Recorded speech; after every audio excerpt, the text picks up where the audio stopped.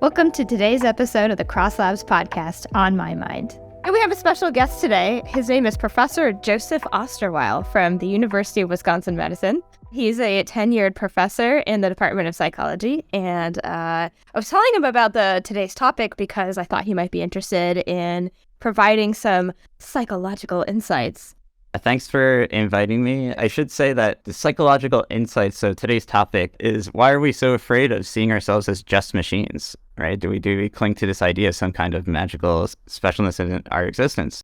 Seems that people have some sort of repulsion to the idea that we're just a process. So the first thing I think was a little bit more religious, that is sort of a holdover in our society and how we see ourselves culturally. And the second thing, just to throw it out there real quick, is I think it's a little bit more evolutionary advantageous to not be considered a machine. And I think this is something that is we see a lot with adversarial corporations taking advantage of our data. I think there is some genuine, weight to being like, oh, of course I'm not predictable, because if I'm not predictable, nobody can understand me. And if nobody could understand me, then nobody can control me.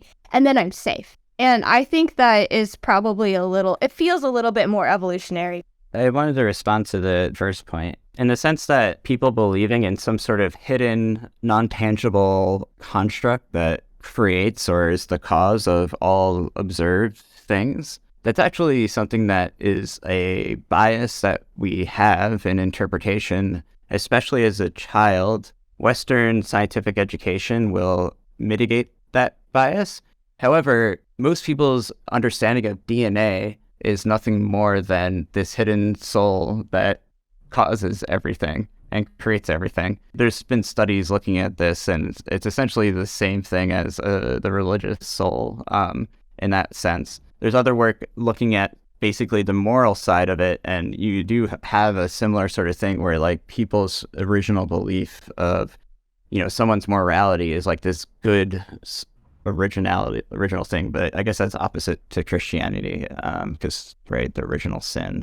I'm not Christian, so I always forget. So that's called essentialism, and it's a really interesting philosophical perspective, and also just has been really important for psychology. Is this also similar in Asian cultures, for example?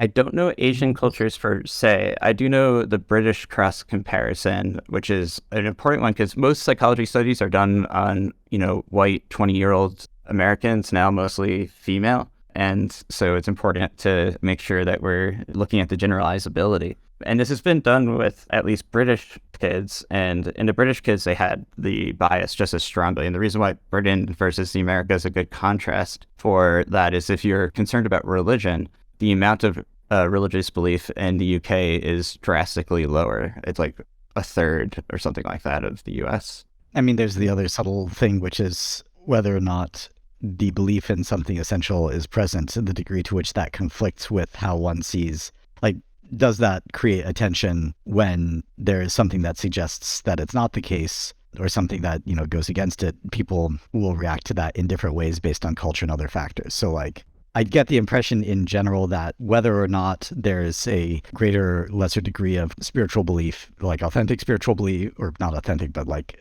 belief in a spiritual realism, I guess, in the East or West, there's definitely a different reaction to the feel of like an AI that is equally competent at something as a human. There's much more fear, at least in the US, as the first kind of response to that, whereas in Japan, I found it's more excitement. There's a number of different reasons why people are afraid of AI being really close to their own performance. One of the things that's really interesting is, and I saw this was with South Korea, not Japan, though. That's not a Japanese population, and South Korea is pretty different. And they did this really nice study based on something that's called social identity theory. The way that social identity theory works is when there's a threat, do things to make us feel more part of our group when there's a threat from an outgroup. So here it would be being human and the outgroup being robots. And, there's a good now half century of work, if not more, on what's called the ability to do these minimal group paradigms. So what you do is you roll a die and you put them in one group or the other, and then they're in group A and group B based on a pure random thing that they saw was random, and people will still give more money to people who happen to be in their group, work better with them, basically all these different factors. But back to this Korean study, what they showed was in these teams where they were working with more or less robots, that when the AI were more similar to humans, then they would, and the human performance and skill, then they'll actually promote the creativity aspect of human intelligence. So it's sort of interesting, and this kind of social identity idea that it's a response to group tribalism, so to speak, but now generalized to robot or machine versus human, is one of the, I think, more compelling actually theories based in psychology. Just because, like, I think that the point that Alyssa was saying at the beginning, which was the second piece about evolutionary advantage, I think maybe with the controllability and not being predictable aspect, that made more sense. But I don't think there were a lot of machines in the sense that we commonly speak about them, at least today, that existed during a time where biological evolution actually was having an effect. Yeah, I mean, I guess the cynical view is that there's a moral sense, and the moral sense often draws quite arbitrary distinctions if you were looking as an outside observer. I don't know. Which I guess is it's your point about the A and B groups, right? In the sense that, like, at some point we have to decide, like, do we prioritize kin over strangers? There are decisions like that are made, and if the cultural beliefs have a strong position of there being some recognized norm, some recognized system of morality, when you try to encode that as rules that could be used to derive, should we have actually killed that group of people or something like that? Or should we have killed that animal? That stuff often has a lot of holes in it because it's really not actually about the rule. The rules weren't real. The rules were a post hoc way of trying to encode sort of just how things were done.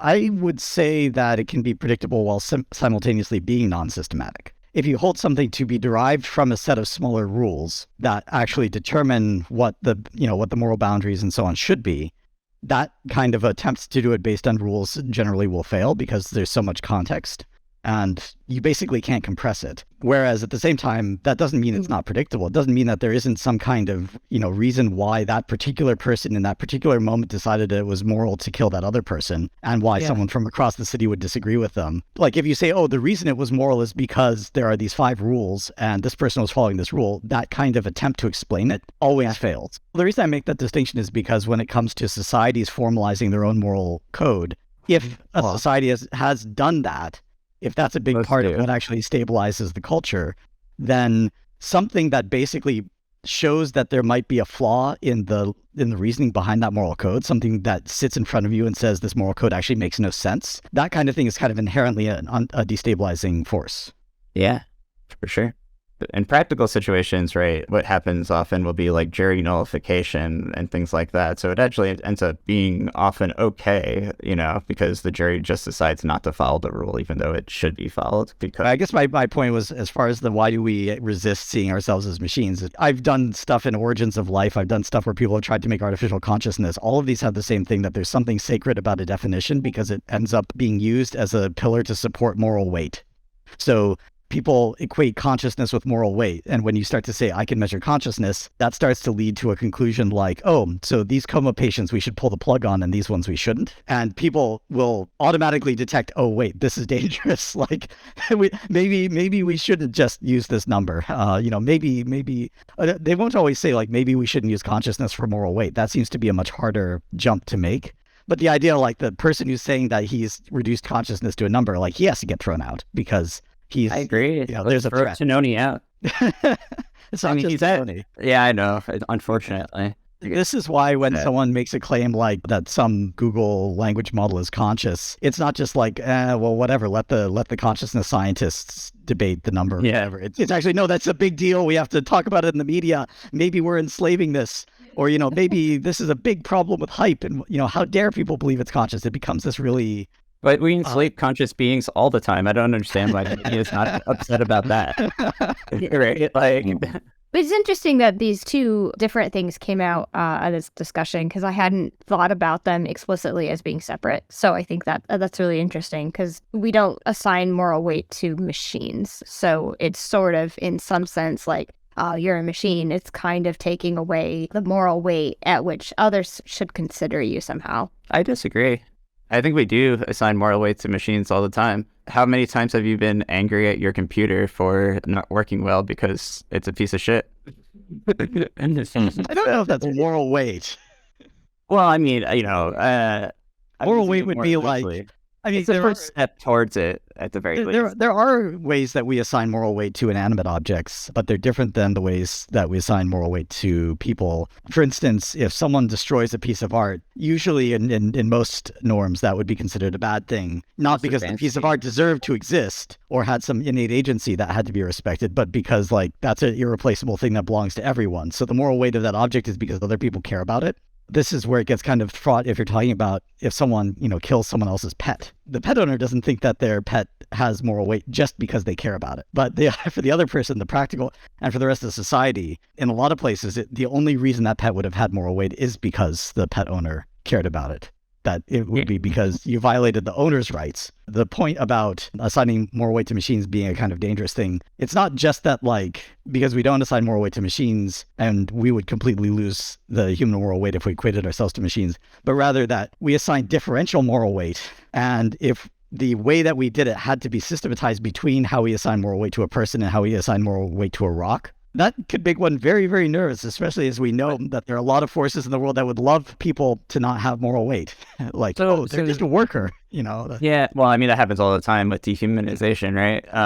But we do, though, describe different amounts of moral weight to people, different persons all the time. And it's systematized in our legal code to, if you accidentally kill somebody, right, you have less moral weight and blame than if you did it knowingly and understanding that your action was going to bring back that consequence, did it consciously while doing it. There's this whole field of the theory of mind and social psychology that has looked at those different factors and, shown that blameworthiness is quite connected to how much you're willing to ascribe it to have a mindhood. Mindhood in this case just means being able to predict the consequences of the actions. Is that right?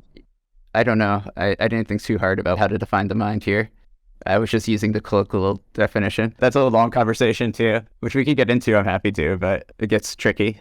Yeah, I mean, maybe a different topic, more related to responsibility or something. Whether machines can have responsibility.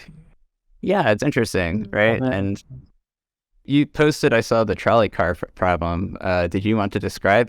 It was when we were talking about the expectations we have from AI that we might not have from humans. When I see that example, probably whatever option a person chooses, it's still gonna be we would make empathy and make sense out of whatever option it is. But I'm pretty sure if an AI takes either path, no matter what AI takes, the perception will be overwhelmingly, oh, that's the wrong one, regardless of what it does.